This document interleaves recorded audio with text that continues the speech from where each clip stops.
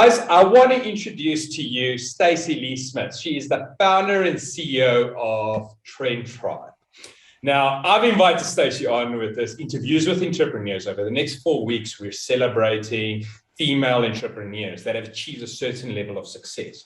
And the whole objective behind this is to inspire other entrepreneurs that they can actually do this too. You can do this too. So, Stacey, welcome, and let's kick us off, right? So, first thing, what the hell is TrendTribe? Tell us about what is TrendTribe exactly. I knew that was going to be the first question. So, TrendTribe, in the most basic form, is a mobile app that connects brands with influencers in South Africa. It's the first affiliate marketing platform in South Africa to connect brands with influencers. And we cater for small brands, so just, catering for product drops, PR drops for smaller budgets. And then we also cater for larger brands as well as international brands that have a budget for paid campaigns. Now, that sounds pretty amazing. I mean, I know there are similar apps, obviously, abroad, but this is the first time. I mean, when I first met you and I heard what you're doing, it's like, this doesn't exist in Southern Africa or Africa in general, and that I think it's a really, really good concept. But let me ask you is, how did you come up with this? I mean, what do you just lying on the beach? Because I know you live near the beach, right? So you were just lying on the beach there, catching a tan, and saying, yeah, you know what, I just want to create an app. Or how did you actually come about this? Dennis, you can see by my skin tone, I'm not someone that actually loves the beach and the sun. So it actually started with me lying in bed one night. Being an entrepreneur, I think since the day I was probably in high school, having a dad that's an entrepreneur that's always been speaking about business. I absolutely love business.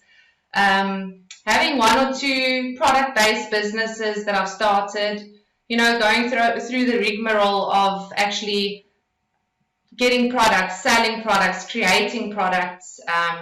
We can speak about all of my things that I've tried before. So just to give a background, I actually started with... background, where did you come from? Yes, so after school, I studied teaching. I'm a special needs educator. So first of all, I thought, why not specialize in something that I'm actually good at, something I studied. And I started with creating baby clothing, and I actually wrote my own personal affirmation books that I created with plushies. So I really experienced the whole product-based business, and I actually saw the struggles and all the effort that goes into that. And then I actually thought, you know what, I actually want to do something that's where I'm the middleman and something that's virtual, so actually online, because everything is moving online. Yeah. And I remember that night I was thinking of drop shipping, maybe trying drop shipping products. And I still thought, Stacey, no, this is not something that's unique, think of something else. And following a few influencers that I absolutely love, like I'll mention them by name, and seeing their following their stories that they post on social media and all of their posts, where they actually explain to people, you know what, I love being an influencer, but I can't do it full time because I'm actually not earning money for it, as well as I'm getting free products, and in return, I'm actually creating all of this content, but I'm not being paid for it. So even though it's my passion, I still need to make money. So I thought to myself, well, how can I solve that problem that exists? And I love tech. So even though I'm a teacher and everyone thinks I'm a poppy, I love tech. So then I thought, how am I going to actually solve it? And I know I took I had this brown book that's like with clear white pages, and I started drawing. I put a bubble influencers, what do they need? And I put a bubble in brands, what do they need? Because I've been through that as well with my books that I wrote and my plushies. I contacted influencers. You need to DM them. Some of them reply, some of them don't. Then you send your product off with your small little budget that you have, and you wish that they actually post something. Some are super nice and they say, listen, thank you for the gift. Some would actually create a post for you, and then others wouldn't ever reply. And you're just like, oh, well, just appreciate what I've done, or just put it on a story post. Yeah. So then I just wrote all of those things down, and I thought, how am I actually going to make this happen for brands and influencers? And usually, being this person that I'm always thinking of ideas, I'm always getting excited about ideas, but I know when I wake up the next morning and I'm still thinking about this idea that I had, then I think I need to carry on with this. This is something good. I might be able to actually make something out of it. And I remember that next morning, the first thing I did, I was going onto Google, searching for platforms in South Africa. I was like, boom, there's nothing in South Africa, so let me go and look overseas. And obviously there's amazing apps overseas, and I was like, well, we're 5 years behind, so why don't I start the first one in South Africa, look at all the platforms in overseas, see what I think might work for South Africa, and then start from there. And that's where the whole concept of TrendTribe started. Up, just going upward spiral from then, hey? Yes. Like I mean, some of my most successful businesses was also tech, so I can kind of relate a lot to what you're saying. And I mean, one of the questions that I have, and it's I'm actually wearing the shirt, one of my most successful tech companies, yes, stuff from that too. But the hardest part for me was we're playing middleman, right? But so there's that balancing act. Getting customers, getting users on board that are customers and suppliers, right? It's a fine balancing act. In your case, it's the influencers and the brands and that, right?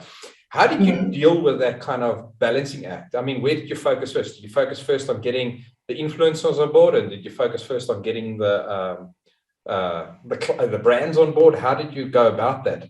Because always when anyone starts, their first question is, how do I get my first few clients on board? The way that it starts ticking in. Yes. So I think for us the biggest thing was influencers, because you want to see if they're interested. So first thing I did was I created a social media page for Facebook, Instagram page. And I just started sending celebs and influencers messages and saying, this is what TrendTribe's all about. This is what we're trying to reach. We have our model. It's being built, but it's going to take like 2 to 3 months. We would love you to support us. And as soon as I knew we've got something, is when the bigger celebs started replying to us and sending us videos of them promoting TrendTribe and to their followers. Right. And then I knew, okay, well, this is something that definitely will work. Now we just need to get the clients on board as well. Obviously, once the app is finished, which is also takes a few months. So getting that first client on board, that very first client of yours, I mean, was that hard, or was that, was it actually quite easy, or how would you? It was quite easy, because the larger celebs, when they hosted or when they posted their videos, immediately we got like 60 to 100 followers extra a day. And then these followers that were brands would contact us and say, oh, listen, I want to know more about TrendTribe. What is this all about? Can you explain this to us? Obviously, they all want to work with the celebs. Of course, yeah. And they were more focused on the celebs in the beginning, but now, the dynamic has definitely changed. So let's talk about... let's actually go more into the technology, right? So you obviously, you didn't code this yourself. You outsourced the coding, or you hired in coders. How was it? You outsourced, right? It was outsourced. Yes. Right. Yes. How did you find that in terms of tech? Because I think that a lot of people, that are looking at saying, well, we want to outsource the development of our technology, and that the risks associated with that. I know I've been through that. It's like a nightmare to deal with developers all over the world and that. How did you deal with that? I mean, what was your motivation to using outsource rather than hiring in? So I remember my first meeting was with a marketing company, because I went to them and I was like, this is my idea. This is what I want to do. And then they actually said to me, listen, we can only create websites. We can't create mobile apps. So we are going to recommend someone to you. And that's where I found our very first developer that's still walking a journey with us. A lot of the other stories. Since then? Yes, unfortunately we did.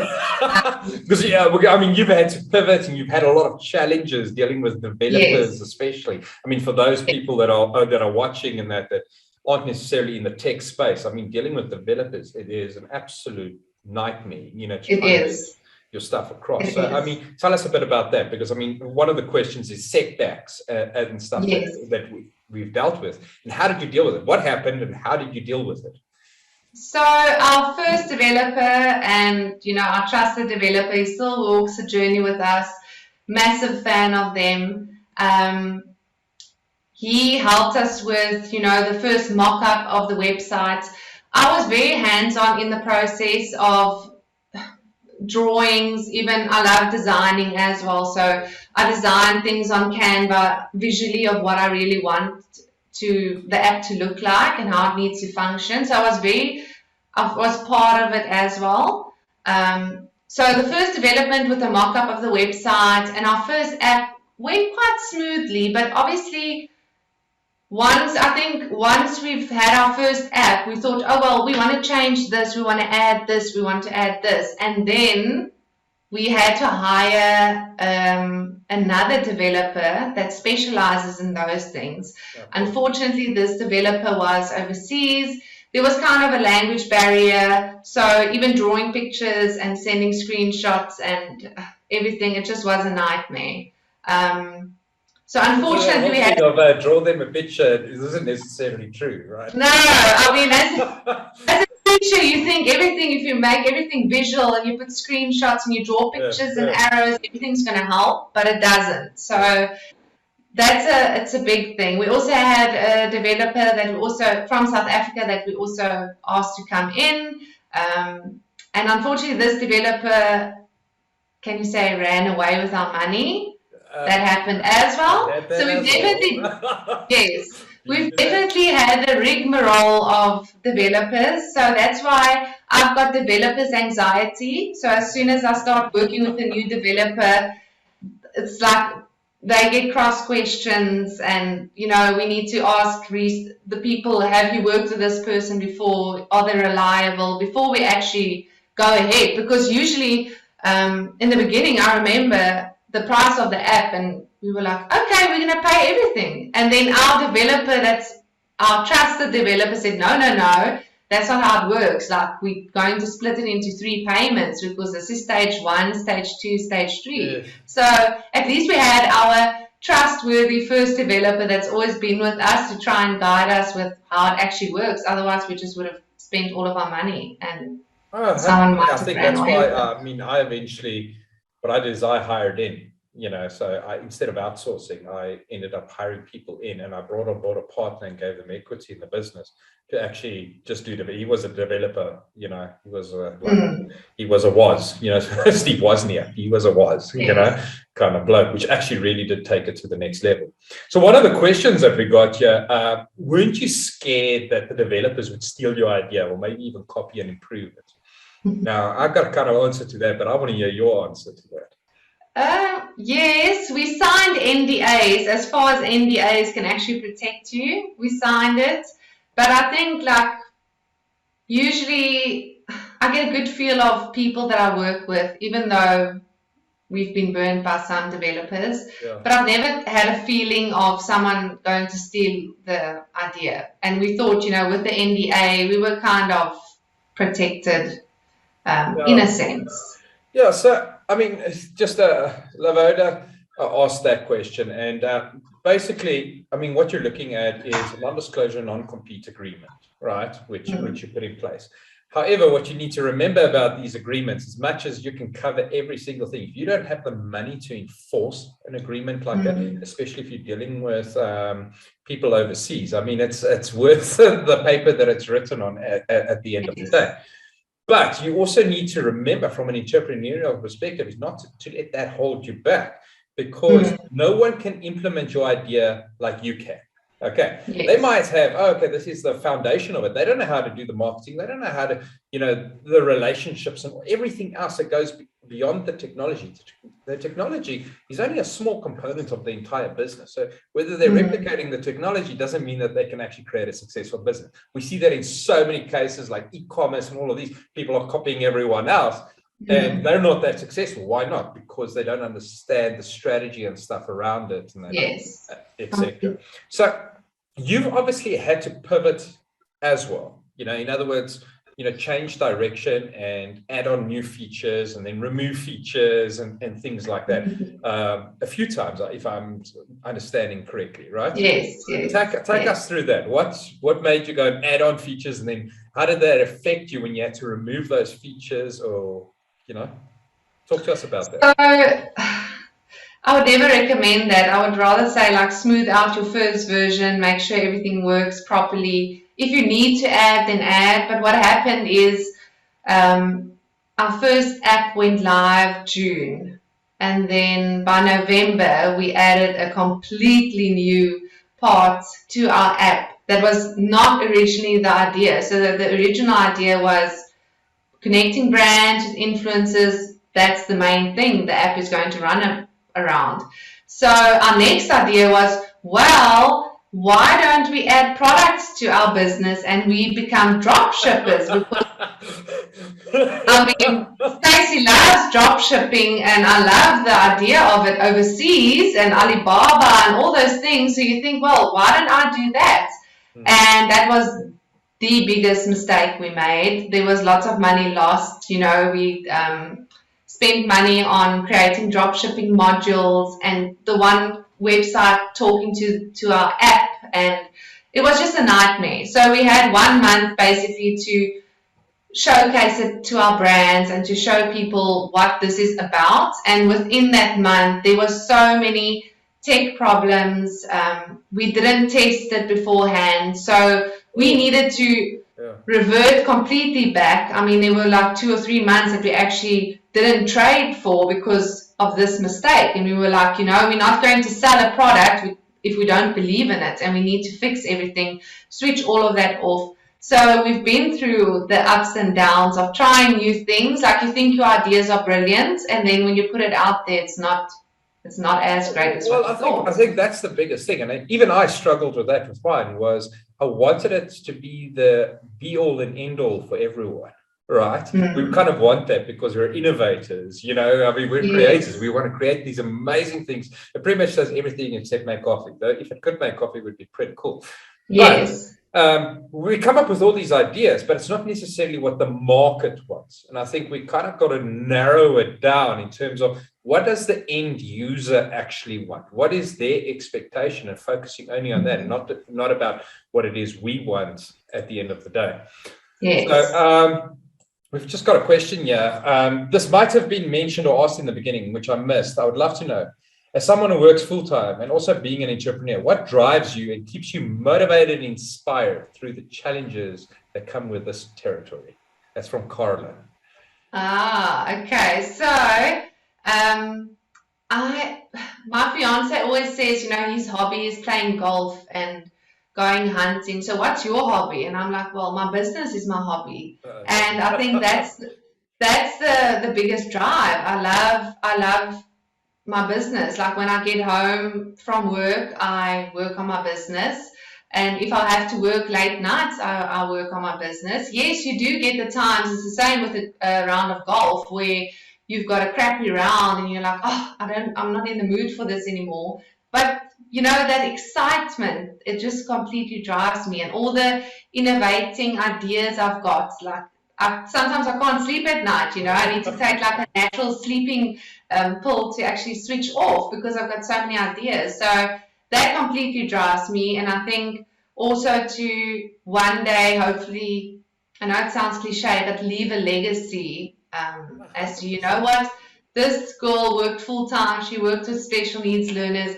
She started her own business. She started an app. She didn't study tech, and she made it. I think that really drives me, and it I get goosebumps when I think about it. Like, that's exciting, how excited I get about it. Well, 100%. I mean, I think a lot of entrepreneurs, the truly successful ones, they're kind of inspired by it's more than the money. It's about making an impact. Like you said, leaving a legacy, at the end of the day. I think, and, it comes to the old thing, psychologically, what does everyone want? They want to be loved. They want to be wanted, right? And that's what it is, right? It's basically what it boils down to. So, now you founded this yourself, right? You started this yourself, but you brought on board a partner, right? Into your business. Now let's talk about partnerships, okay? Because partnerships are always a key thing, and it's always that sore point for a lot of people. Like, how do I do this exactly? So, what is your view on having a partner or having a co-founder within your business? Why would you do it, and why did you do it, and what are the benefits of that? Yes.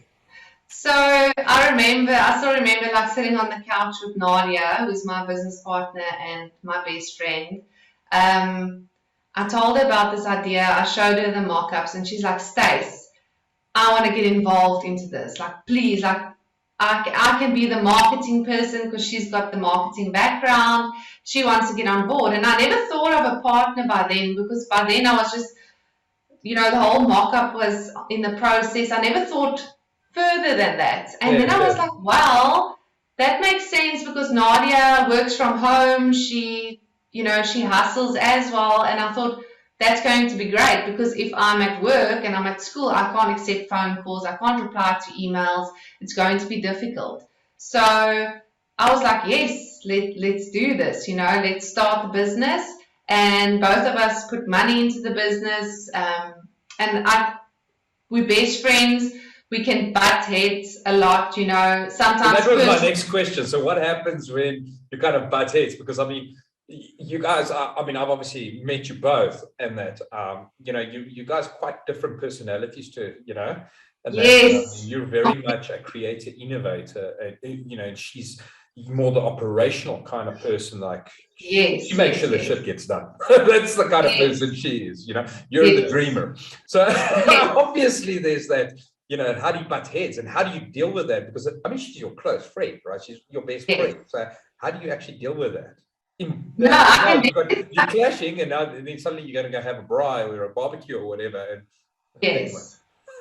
No, it's definitely, it's like uphills and downhills, but I never regret it. So what we always say to each other is business and personal is personal. Even though sometimes it does overlap, you can't stop it. I'm a very sensitive person, and Nadia's not. So then I'm like, oh, well, you hurt my feelings now. And she's like, well, I didn't mean it that way. It's like business. But we do work through it, and we do get over it quite quickly. We also do, I know her very well. She knows me very well. And we'll say, oh, well, I can see you in the mood today, so I'm not going to take this personally. Let's rather calm down, because it's actually just the business that's working us up, and it's not our friendship. So we work through it. We do have ups and downs, but I won't have it any other way. She's my wing woman, and she's the person, she's so confident. Like I said to her today, it feels like sometimes she needs to do this interview, because I'm so shy and I don't like having the attention. She just doesn't care. She doesn't care what people think. So I love the dynamic that the both of us have. I'm the innovator, and Nadia's she always says she's the bad police. Like she's got that frown on her head all the time, and people are actually scared of her, and I'm like the one that smiles, and I'm nice to people. Yes, exactly. So you need that.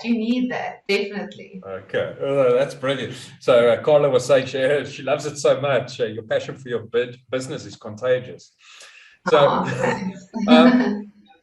how do you find, obviously, because now you've got an app and you've got, dozens or hundreds or even thousands of users on each side, whether it's influencers or brands, etc. How do you find that you connect with your customers? Now, in your case, customers are basically both sides, right? Yes. So how do you connect with them in a meaningful way? So with most of especially like post-COVID and being a tech business is Yes. you're kind of distanced, from it. It's like people come on, they use it, they go off, kind of thing. So Yes. is there a way that you can actually deal with them in a more meaningful way? So with all of our brands, I mean, we've never had a brand that just signed on to TrendTribe and just said, oh, listen, I'm going to do this campaign, just went onto our website and bought a campaign. It's always a process of setting up a Zoom meeting or setting up a phone call, telling them all about TrendTribe. And the same with influencers. The influencers are more, I think because there's so many influencers that's on board, that they're more trustworthy of the brand, and they know exactly what it's all about because they mingle. But with the brands, it's always a video call, a meeting.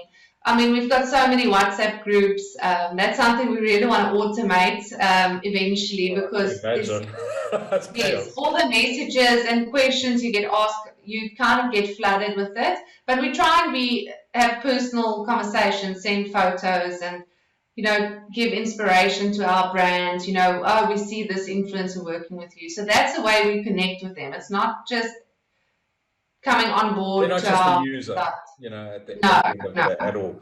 And that. So, I mean, your business, you've got a 6-figure business and you're currently in the process of potentially getting funding. You're on that journey, and that funding could be anything 6-7 figure kind of funding and that. I mean, do you think that it's a necessity to have that kind of funding? Do you think that, because a lot of people, let me put it this way. The reason I'm asking this is a lot of entrepreneurs feel that funding is an intricate part of being successful in this. Now, you've kind of proved that wrong because you've been successful at it, without the funding. The funding for you is essentially a growth, right? It's yes. Like expansion, because you've pretty much got your eyes set on the world, not South Africa and that. Yes. So let's talk about funding and that. Do you think that it's an important aspect to an entrepreneur? Definitely. I've watched Shark Tank and Dragon's Den since I was like 12, and I absolutely love it. You're only like 21 now, so it's no. So I definitely think it's very important to grow, to get more connections. And I think for myself, because I'm the techie, innovative person behind it, and I've always got the ideas, and I'm quite alone on that aspect because I don't have someone to bounce off my ideas. If I go to my dad, who's my biggest entrepreneur, like guidance, and then he's like, Stace, but what's this actually? Like, I don't understand. So I actually need a tech person that also can guide me and say, listen, this is how it's supposed to work, that's how it's supposed to work. And as well, obviously, when you get funding, you just grow exponentially and quite quick. Yeah. So if we want to target the international market, funding is going to be amazing. 100%. So my question there is also, if we expand on that, is having started out the way you started out, like minimal budget, you started really lean, right, in this business, would you have said that you would have preferred the funding when you started, or is it actually better to get it now? Because let's face it, the kind of mistakes that you could make in the beginning, yes. would have been 100 times bigger if you had got, $1 million funding back then rather than now, Yes. So, would you have preferred it in the beginning, or is it actually better to get it later on when you're, I think when I started, I thought, let me just go to Shark Tank and showcase my idea. But now, thinking of it, definitely now only, because we've been through those hardships. We know what it's all about. We know our worth, and now we know what we need going forward. So our requirements are quite different, where if we just started, money would have been everything. Yeah. Now it's not just money. We need someone that's tech, that's innovating as well, that's yes. clued up with marketing. So it definitely changes. So no, definitely now. So let's talk about marketing, right? Obviously you're dealing with influencers, you're dealing with brands. How important is marketing to your business in terms of getting it out there? Is it like a critical part of your business, or is this just purely Just in the beginning, it wasn't as necessary because we had so many influencers promoting TrendTribe. It was like a bam in the beginning. Nadia would tap me over the fingers all the time, and she's like, "We are done with the development. It's going into marketing now." So we've we've spent more money on marketing lately, thankfully. So that's very important, like Google Ads and just your normal campaigns that you run with your influencers as well. So we've started on that now, which I feel we should have started earlier on. But earlier on, we at least had our influencers also promoting our business yes. the whole time. Okay. And let's look at, personal impact, right? Is what do you feel you needed to change as a person within you, to get you to where you are today? What was that one or two things that you had to change within yourself, when you look back and say, when I first came up with the idea, to where I am now, what did you have to change to get the success? Sure. It's quite a difficult. I think there's so many things that changed about my business, completely changed me for the better, but definitely being more confident in talking to people about your ideas. That's something I didn't really have, and you really challenged me to do this interview. Yeah, just so that everyone knows, I literally had to drag her kicking and screaming to do this interview because she was shy.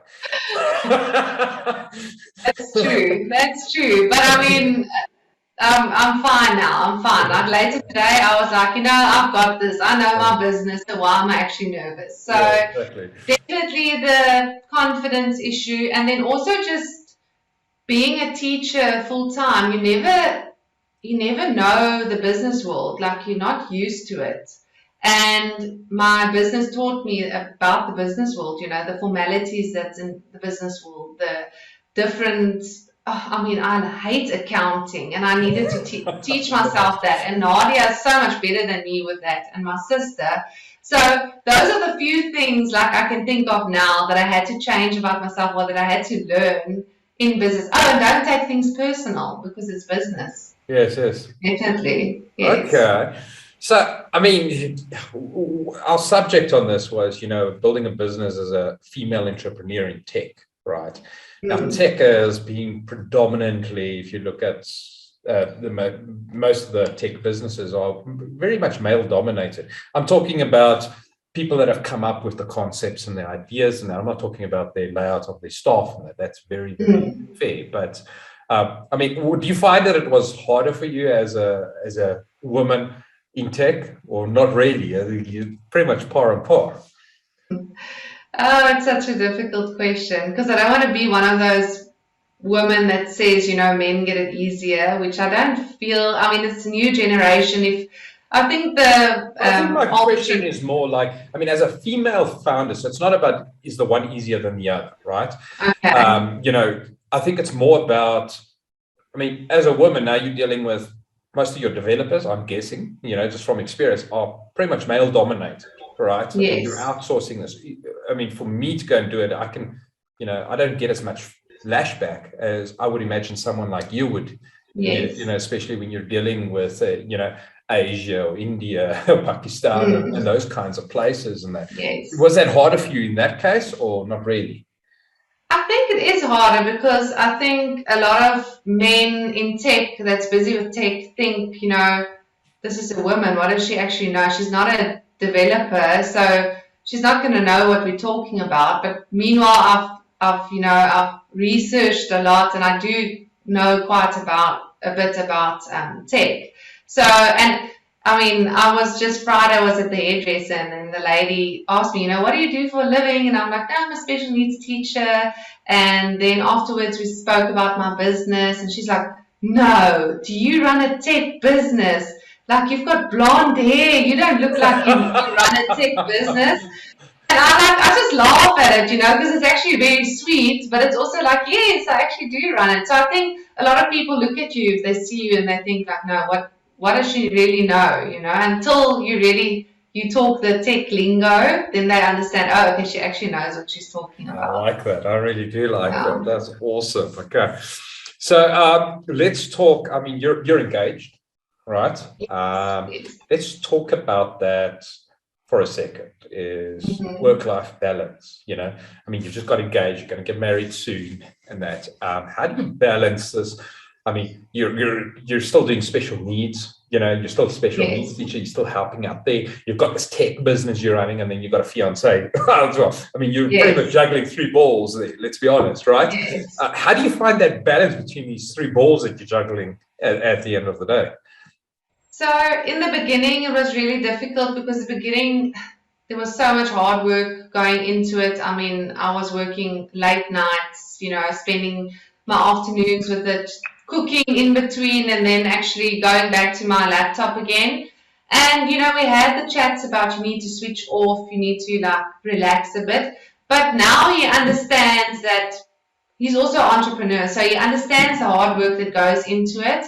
And I think he's accepted now that TrendTribe is Stacey's hobby. So don't try and cure Stacey from it because it's my hobby.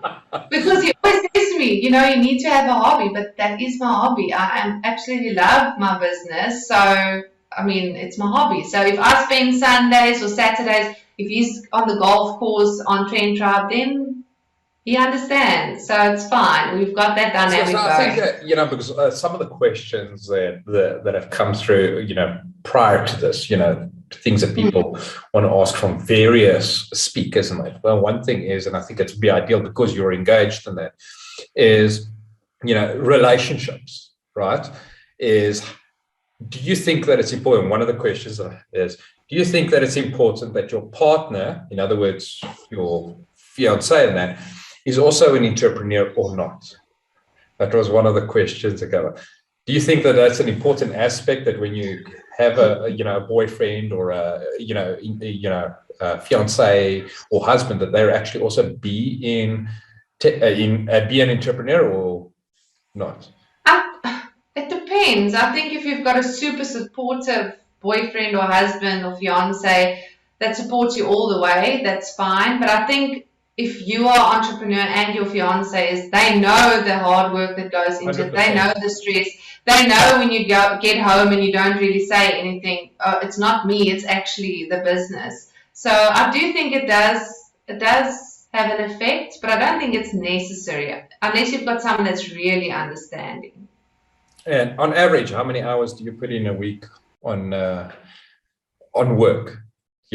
Because the reason I ask is, and I actually mentioned this yesterday as well in the interview with Simone, was a lot of people have got this, when they're starting out, they're kind of like, you know what, I get up at 8, I start my work at about 9, I'm going to bunk off at 4 o'clock, and, I work 4 or 5 days a week, and that is how you start a business.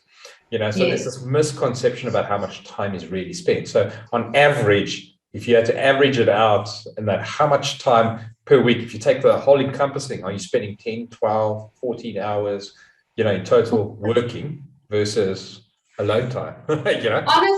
Honestly, it's difficult to say, but I think all of my off time goes towards it because in the morning when I have to be at work at 7:10, I've got 50 minutes before my kiddies arrive and I have to give them my attention. So that's 50 minutes. Then my first break, I've got 30 minutes. Then after school until 5, 6 o'clock, I've got TrendTribe.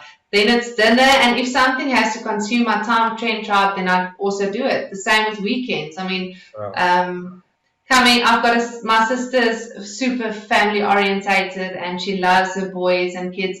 And I think for my family, it was very difficult to understand in the beginning that, Stacey's different. She's always working, or sorry, I can't come to a bride because I'm busy working tonight.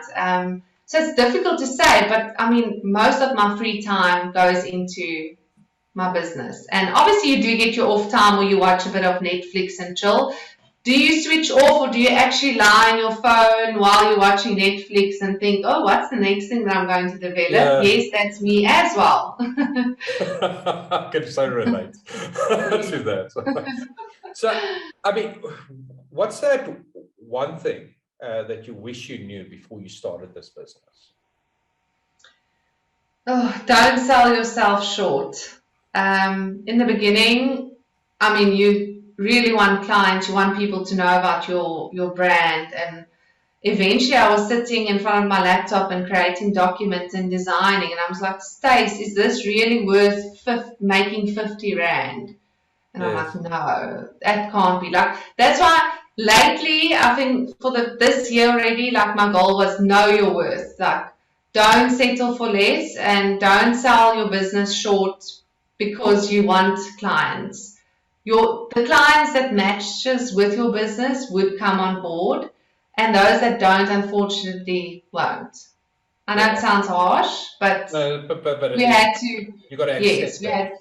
Yeah. Yes, So definitely. it's actually interesting that you know, don't sell yourself short. I've got an interview next week, Wednesday, 7 p.m., where we're actually talking about imposter syndrome. You know, how do you overcome imposter syndrome? So a lot of people think, oh, imposter syndrome, what is that? Because it's quite a misconception about it. It's exactly that. It's like a feeling that you're not necessarily good enough, or people won't necessarily be interested, or that, you know, you're selling yourself short, you know, in terms of what you're really capable of and what you think, and how you actually overcome it as an entrepreneur. Because I think a lot of entrepreneurs kind of, you know, battle with that. So those that are interested, Yes. have been next week, Wednesday. But did you find that online learning and upskilling played a crucial role into getting you where you are today? Definitely, definitely. I mean, when I started TrendTribe, obviously you outsource a lot of your development and design, and then eventually I was like, well, I want to try it myself. So I actually took a course in building websites. I can build websites now, and then I actually started with coding, and I was like, no, that's not me. I can't do that. That's too boring. But definitely learning along the way. I mean, just 2 weeks ago, I also did another course on Domestika as well. So, and I love it, you know, and obviously it must be something that I'm passionate about, but I think educating yourself constantly, and there's so many things that I actually still want to learn, but there's just not enough hours in a day. So I'll just wait for my next school holiday and then I'll do it. That's fantastic. So one of the questions also is that I have to ask is, you know, in terms of mentorship, you know, or coaching and that, you know, do you think that is a necessity in a business or not? Definitely. One day when we can afford you, Dennis, we'll definitely get you on board. No, I definitely think it is. I mean, my dad has been my mentor when it came to entrepreneur, like the whole journey about it. But he could only help me up to a certain level, because when it comes to tech and those things, he doesn't always understand it. So that's why I said, like, when an investor comes on board, it needs to be someone that's like, yeah, with tech, and I'm like, yeah, so they can actually teach me more and guide me as to what's the right choice to make. Well, I think, I mean, for some of the important lessons that you look at, when you look at someone like Steve Jobs, right? I mean, you know, a lot of interviews that he did. And I was actually fortunate to meet Steve Wozniak a few years ago as well, you know, the two Steves. But, you know, one of the things they talk about is Steve Jobs didn't actually know the tech side of stuff. He didn't know all the intricacies of everything. He had an idea, he had a vision, and said, this is what it needs to do. And what he did is he got in people that were better than him, you know, that knew stuff, a lot of things more than he did, you know, to implement this idea and this vision that he had. And look at where it is today. I mean, now you got Apple, right? I mean, that's just like freaking amazing. And that, so you don't need to necessarily, I mean, you agree with this, right? You don't need to know everything. You just bring on board the right people to fill in the gaps that you don't know, you know, at the end of the day. You agree with that? No, definitely. I think the biggest thing is that you need to find someone that you really look up to, and someone like you're like, wow, I wish like in a few years I can be there. And I already said it to you, like I wish I had the knowledge that you have. No, you compliment me. Honestly, because when you comment on the Facebook groups, or when you speak to people, I'm like, wow, I wish I was there, you know. But maybe in a few years. You're well on your way. You're well on your way. Thank you very much. So another question is that, would you say success comes fast as an entrepreneur, or is it a long road? No, it's Well, a long. lot of people It's have this long. thing of like, I'm going to build an app and I'm going to be Apple in 6 months or 12 months time, kind of thing. No, no. I think, I mean, with my food, like I said, with my businesses, with my baby clothes, and then writing the books and plushies together. And then when I got to TrendTribe, I was like, this is mind-boggling. This is going to boom. And yes, it did, but still, it's still growing. It's still not where it's supposed to be, where I see it going. So it's definitely, and it's been 2 years, so it's definitely not overnight. I think it's Well, probably going to take I up to think 5 years. it builds momentum, especially in the app world. I know when we started, Yes. we also had that balancing act of client versus, getting people on board, the suppliers and stuff. Now, our app was obviously getting gardeners, painters, welders, all these kinds of people. So you could on the app go and order, I need a painter for the day or a domestic for the day or whatever the case is, and it worked like Uber. So it was like an Uber, but for labor. But our biggest challenge is people were slowly signing up, But when we hit that threshold, I think the first 1,000 was the hardest, After that, it's slowly, it's kind of like it just picked up momentum until we got to like the 50, 80,000, user mark. Then it was like, okay, but it just, exponentially starts increasing. But a lot of people misunderstand this. They think, everyone wants it. Everyone's going to start. No, that's not how it works. It's literally a year, 2, 3 year journey of building that base to actually get it up, to build that kind of traction at the end of the day. Yeah. Because there is that misconception that people don't understand. Well, Apple was founded, 30, 40, almost 40 years ago, I can't even remember when it was. But, that's how long they've been running to get where they are today. We can't achieve that within 3, 4, 5 years. And do you think that other entrepreneurs, so this is my question, do you think that other entrepreneurs have unrealistic expectations in terms of timelines for success? Definitely, because I was one of them. I thought 6 months and then we'll have it. But I must say it's been 2 years, and I told you, I think like a month ago when we had a meeting, all of a sudden things are just happening. People are contacting us, influencers signing up. Like we can't, like we don't know what's going on. It's like actually overwhelming. We're so blessed with all the work that's coming in. We're not actually reaching out to people anymore. People are actually contacting us. So I was one of them, and I want to say to people, it takes a lot of time and a lot of tears and a lot of motivation, but it does happen eventually. Well, I think with the support of people like your sister and your old man, as he calls himself, you're a natural, Stace. Not out of your comfort zone. You're in, not out of your comfort zone. Listen to him. Okay, he's okay. I'll listen to him. So, and your sister couldn't be prouder of you. So, okay. What are those 1 to 3 things? And I'm just reading a question here that's come up. Is what do you think those 1 to 3 things are that you would say has made your entrepreneurial journey worthwhile? Sure. I'm not quite sure the context of that, but is it worthwhile to you? Do you think that has it made life worthwhile? I'm guessing that's kind of where we're going with this. Yes, most definitely. I think life teaches you in a way to always put yourself in a box. You've studied teaching, and that's where I'm supposed to stay for the rest of my life. And that just taught me it's not, you can go as far as you set your mind to it. And I'm like the biggest believer in that.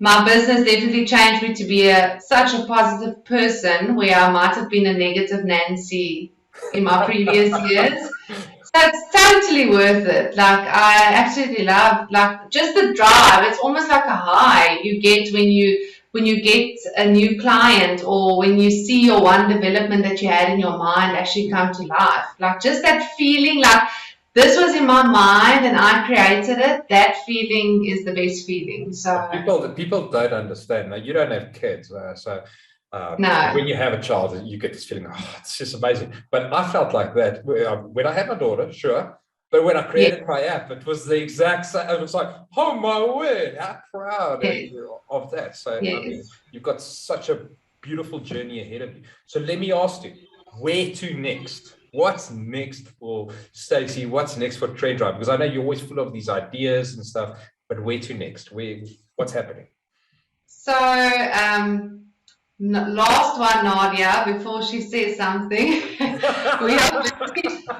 we are busy with our latest development, which I think is going to be so great for South Africa as well. I can't really say too much about it because I first want it to be finished. So let's say within the next month. And then after that, it's definitely smoothing out the app, making sure everything works properly, and then we're going international because I do believe our app has so many aspects to it that people are just going to jump on board. And sounds so exciting. I really actually can't wait to see it. It's really going to be amazing. So, two more questions is, do you have an exit strategy, or is this something that like you haven't thought about? Well, because a lot of people start their businesses and they're like, okay, I'm going to build it up to this level and then I'm exiting. I'm going to either do an IPO, and get someone else to run the business, or I'm going to sell it to, another company or whatever. Do you have an exit strategy, or have you actually not even considered that? Hell no. No, I'll always be part of it. You're not giving up your baby, yeah? Yes, it's my baby. And like Steve Jobs, I think in the end, how many percent shares did he have left? 5%? Yeah, exactly, yeah. I'll always be part of it. I think I'll always be the mind behind the business. And if I ever get to the point where I'm like, you know what, there's other people that's running the business, I can now take a step back and still have a part in the business, then I'll just go on to the next one because I've always got ideas. So I've already got like one or two other ideas, but I can't focus on that now because I first need to work on TrendTribe. And Nadia is going to wrap you over the hand. Yes. She's when we've chatted, you've come up with some brilliant ideas, and I'm like, yeah, that is so many different apps. And then, what is that one thing that you can leave people with that are listening at the moment, that kind of like inspires them to say, hell yeah, I can do this too? What is that one thing that you would leave with them? I think my one thing going in, because I know I spoke to Nadia even this morning and I said to her, like, I don't feel worthy having this interview because I'm actually not working full-time for TrendTribe. So how am I worthy of this? But I actually said to her, and she also said it to me back, and it just shows you, even if you have a full-time job and you can love your full-time job, I mean, I love my special needs kids, you can still have dreams, and you don't have to just focus on that little box that society puts you in. You have to study that and you have to work for that the rest of your life. Make it happen. Like, put the time in, put the effort in, leave the excuses at the door and just do it, and it will pay. You will pick the fruits, or what's the saying that they say? The fruits of your labor, yeah. Yes. So I think that's definitely my hopefully I can inspire someone that's still working to actually say, well, I've got X amount of hours in the week that's free. So why don't I start something that would really make me happy? Stop making excuses. Go and do it. Stop making excuses. I hate excuses. Like, that's the biggest thing. I hate an excuse. Yeah. Don't give me an excuse. Give me a solution. I absolutely love that. So guys, I want to say thank you to Stacey. But so if you guys want to connect with her, you want to follow her, anything like that, if you log into your membership area, and you actually scroll down to Stacey's recording, which the replay of that will obviously be available tomorrow. But there's actually an opportunity for you to actually connect with her. You can follow her on Facebook, Instagram, all the different social networks, email, pop her an email or whatever the case. All the links are on her profile there with her bio and everything else. So Stacey, listen, thanks so much. As usual, it's awesome freaking chatting to you. Kind of like even this, you inspire me too. I just love that. Thanks, I just love the way that I love your story, and I love the fact that you didn't take no for an answer. You actually went out there and said, F it, I'm going to do this and I'm going to achieve my dream, and you're doing it. And I really love that. So Stacey, thank you so much. Thank you for pushing me out of my comfort zone. Always, you know me, I don't have a filter. But guys, thank you very much. Does anyone have any questions? You guys can quickly pop it into the comments or raise your hand. We can answer any questions. Any questions, anyone? Awesome. Well, thanks for taking the time to chat to us, Stacey. Awesome. That's from Lana. Great. Oh, thanks, Lana. Awesome, Thank guys. you so much. Thank you very much. We're gonna call it here, but Stacey, thanks so much, and Thank you. hope to chat to you soon. Cheers, Yes, everyone. thanks Keep so well. much. Cheers. Bye. Bye.